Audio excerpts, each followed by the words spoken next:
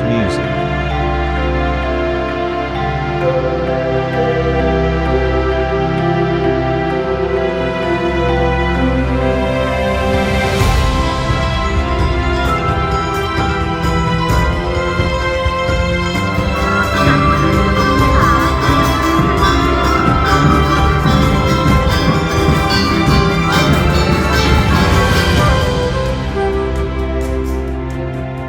Bengkulu, yang terkenal dengan sebutan Bumi Rafflesia, terdiri dari berbagai suku yang ada di dalamnya. Desa Sunda Kelapa terletak di Kecamatan Pondok Kelapa, Bengkulu Tengah, merupakan salah satu daerah yang memiliki agama dan budaya kearifan lokal yang beragam.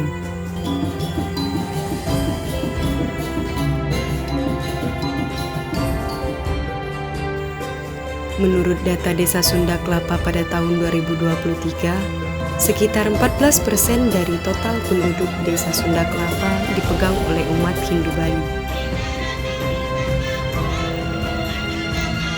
Umat Hindu Bali yang mendiami Desa Sunda Kelapa masih sangat kental dalam menjunjung tinggi adat dan budaya Bali.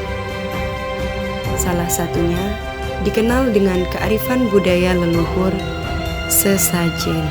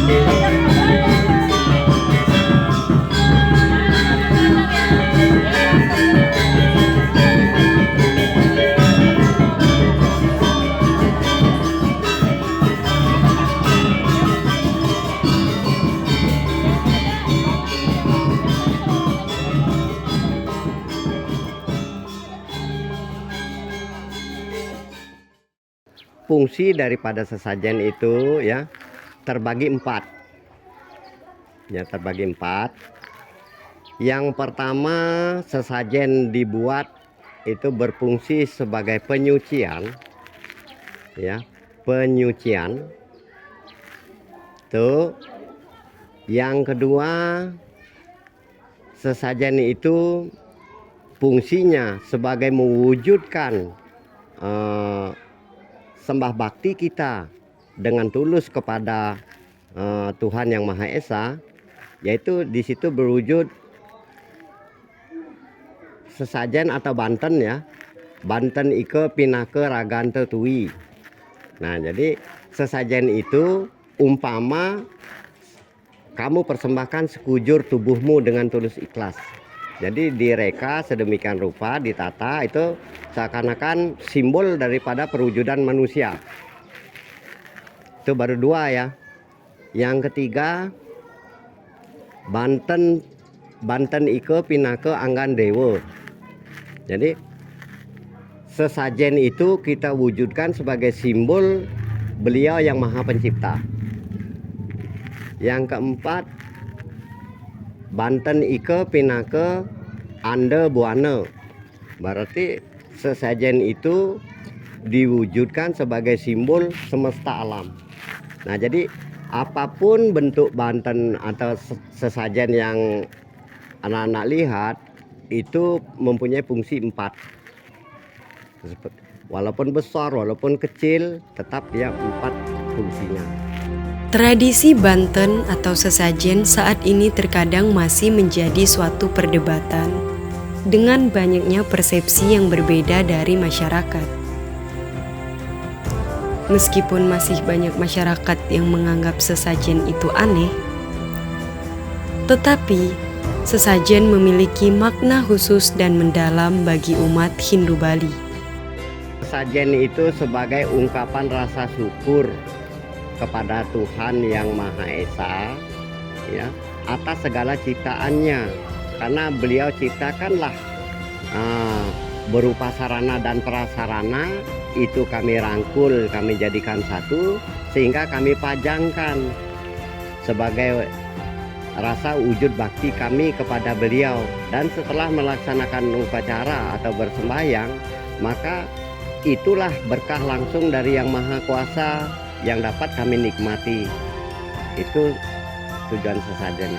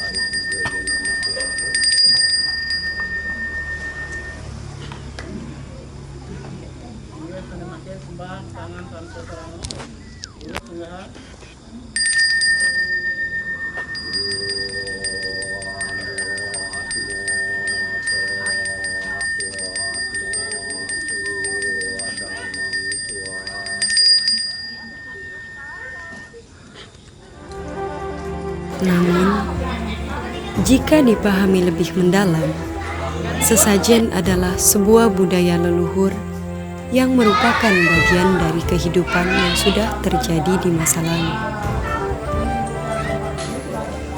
Kearifan budaya leluhur turun-temurun ini disimbolkan dalam bentuk sesajen yang perlu kita ketahui dan kita pahami akan arti yang mendalam.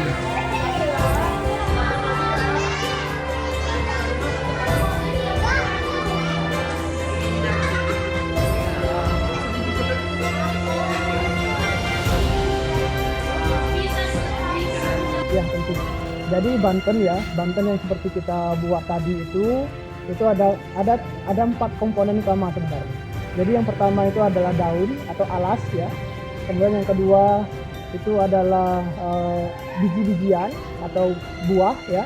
Kemudian ada komponen bunga ya, dan ada komponen air. Jadi 4 komponen ini adalah komponen utama dalam membuat Banten.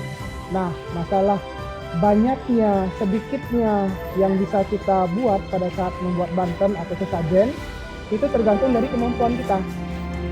Nah, jadi kalau kita kemampuannya lebih banyak, lebih besar, maka daun yang kita gunakan harusnya berubah menjadi seperti wajan ataupun nampan yang lebih elegan, sehingga komponen daun atau alasnya itu menjadi lebih bagus. Buah yang hanya sebiji buah itu kalau kita ada rezeki lebih, ada buah yang beragam. Kemudian bunga kalau kita keadaan ekonomi yang tidak begitu baik, sepucuk bunga pun diterima. Kalau misalnya kita mau berbagai macam bunga dihias, ditata rapi, itu lebih bagus. Kemudian air, seperti itu komponennya. Terus dalam hal apa saja sesajen itu dibuat? Ya, jadi sesajen ini sebenarnya adalah sarana kita dalam memuja atau memuji Tuhan yang Maha Kuasa. Jadi tidak pun menggunakan sesajen tidak masalah. Yang penting tulus ikhlas kita memuja Tuhan. Nah, namun karena kita seorang manusia ini dititipkan pikiran, dititipkan tenaga, kesehatan sehingga kita bisa bekerja, maka dengan pekerjaan yang membuat kita mendapatkan hasil, dalam hal ini uang ya, kita bisa mempergunakan uang tersebut untuk membeli sarana prasarana. Nah, sehingga sesajen yang kita haturkan atau Banten yang kita haturkan tergantung niatan kita. Jadi bisa setiap hari ya. Kalau setiap hari kita 3 kali, pagi, siang, sore ataupun malam. Di hari-hari tertentu itu kita ada bulan purnama ya, bulan terang, kemudian ada tilem atau bulan silang, tidak ada bulan. Nah, ada juga di hari-hari tertentu seperti galungan, itu kuningan, kemudian ada hari nyepi, pagar besi dan lain sebagainya. Terus Mas, apa saja sih jenis-jenis sesajen itu? Kalau jenis sesajen itu ada, kalau singkatnya itu ada 3 tingkatan. Nista, madya, utama. Nista ini adalah yang paling kecil, ya. Madya itu adalah tengah-tengah, utama itu adalah yang paling besar. Nah, balik lagi, itu tergantung pada kemampuan kita. Kita mau yang mana? Jadi tidak ada suatu keharusan yang mana ngebanten itu harus besar, harus itu tidak. Tapi ketulus ikhlasan kita. Jadi balik-balik kita mengaca pada diri kita sendiri. Kita mampunya seberapa. Jadi jangan sampai pada saat kita sembahyang atau memuja Tuhan yang Maha Kuasa, kita ada keegoisan, ada kesombongan, ada ibaratnya saya sembahyang ke pura bawa banten yang banyak agar lihat orang, wah, tidak ya. Jadi ketulus ikhlasan adalah yang utama. Sesajen itu kan Mas erat kaitannya dengan alam semesta. Nah, itu erat kaitannya maksudnya gimana ya Mas? Ya, jadi gini, kita berada di dunia ini itu saling berkaitan ya. Yang pertama, kita ada karena Tuhan memberikan kita kehidupan ya, melalui, kalau kami nyebutnya jiwatman, jadi roh gitu ya, menjiwai. Selain itu kita juga punya badan. Badan ini diciptakan oleh kedua orang tua kita pada proses biologis ya. Nah, badan yang dijiwai oleh roh atau kami sebut atman menjadi hidup, ya kan? Nah, untuk kita hidup tentu kita perlu makan, ya kan? Makan ini kita peroleh dari alam semesta. Nah, maka dari itulah kita diminta untuk menjaga alam semesta agar alam semesta menjaga kita. Nah, apa yang kita makan ini sumbernya dari alam, penciptanya Tuhan. Nah, proses inilah yang saling berkaitan, yang kami sebut dengan Tricita Karana, 3 penyebab kebahagiaan. Jadi kebahagiaan atau hubungan kita kepada Tuhan, hubungan kita sama manusia, dan hubungan kita sama alam semesta. Jadi saling berkaitan. Harapan Mas ke depannya terhadap tradisi kebudayaan sesajen ini gimana Mas? Harapannya tetap berlanjut ya, tetap berlanjut terus, cuman bukan di istilah sesajennya, tetapi dari makna sesajennya. Kadang kita berpikir sesajen itu berat dan sesajen itu kaitannya dengan hal-hal mistis ya, hal mistis, apalagi pakai dupa, ini keterkaitannya kayaknya ke hal-hal yang negatif seperti itu. Sebenarnya bukan seperti itu konsepnya. Jadi konsep sesajen itu adalah sesajian, menyajikan gitu. Jadi apa yang kita sajikan, kepada siapa kita menyajikan gitu. Misalnya kalau kita menyajikannya kepada Tuhan yang Maha Kuasa, itu disebut banten yang seperti kita buat tadi, atau dibawa oleh umat Hindu gitu ya pas sembahyang.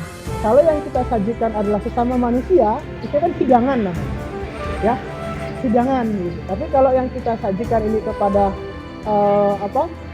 alam semesta, nah itu beda lagi gitu. Nah, disitulah ada perbedaan antara sajen untuk hal negatif sama sesajen yang positif. Karena sesajen itu ibarat pisau ya. Pisau ini kita gunakan untuk apa? Gitu. Tergantung penggunanya. Mau digunakan untuk mengiris bawang, menghasilkan masakan, atau menggunakan pisau ini untuk membunuh, kan gitu. Dengan alat yang sama, tetapi fungsi bisa beragam. Tergantung kita. Jadi harapan saya, mari kita pahami sajen itu kepada pikiran yang positif, bukan yang negatif. Karena yang kita puja, yang kita sembah itu Tuhan yang Maha Kuasa.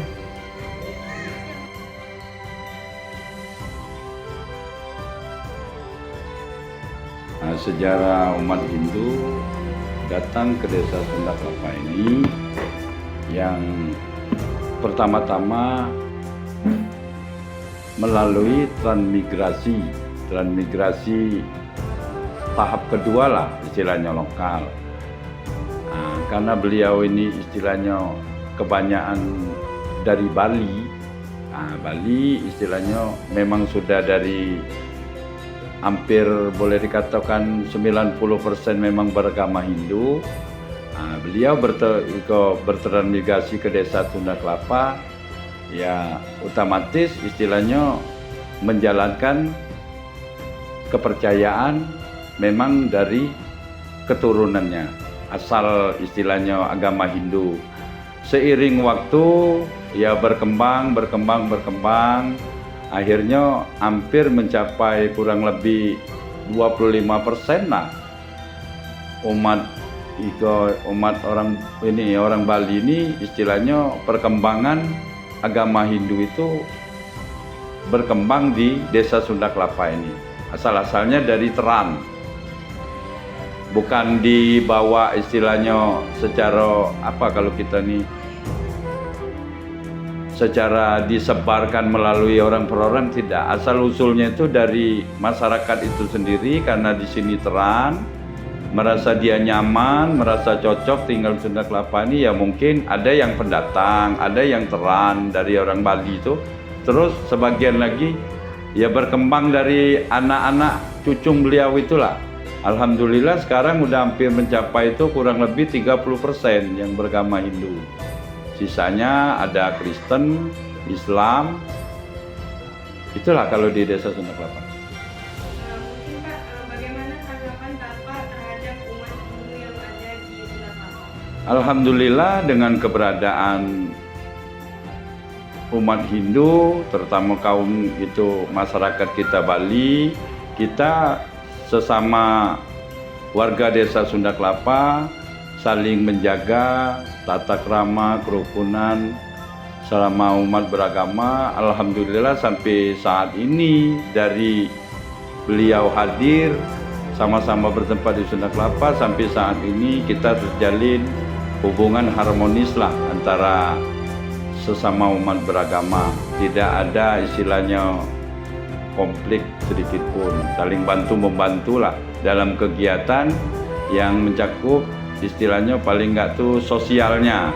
Kalau agama kan masing-masing. Misalnya kadang-kadang kami dari pemerintahan desa Sunda Kelapa pernah juga melalui termasuk Bapak Babin, kita bersama-sama bisa membersihkan pura, tempat peribadatan dia, sama-sama paling nggak siringnya bergotong royong. Beliau juga kadang-kadang bisa juga membantu umat muslim, terutama lingkungan dari kegiatan masjid itu. Cuman di tempat-tempat yang sakral itu terbatas, sama dengan kami Islam. Kita ke pura itu kan ada tempat-tempat yang sakral yang tidak bisa kita masuki. Nah di luar itu, alhamdulillah kami masyarakat Sunda Kelapa bersama-sama tidak ada termasuk permasalahan dengan keberadaan umat Hindu yang ada di desa Sunda Kelapa ini. Budaya sesajen yang dilakukan umat Hindu Bali sehari-hari di desa Sunda Kelapa tidak membuat masyarakat non-Hindu lainnya merasa terganggu. Dengan adanya perbedaan ini, membuat desa ini kaya akan toleransi umat-umat beragama. Tidak hanya itu, sesaji yang biasanya dihaturkan kepada Sang Pencipta oleh umat Hindu Bali diterima dan dianggap unik oleh masyarakat desa Sunda Kelapa. Bahkan hal ini sudah menjadi ciri khas desa Sunda Kelapa yang memiliki kepercayaan beragama.